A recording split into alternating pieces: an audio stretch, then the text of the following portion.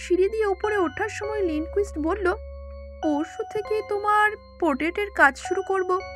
আমি ঘরে বসে বসে ডায়েরি লিখছি, আর অ্যাকরয়েডের সেই হাসি হাসি মুখটা আমার মনে পড়ছে।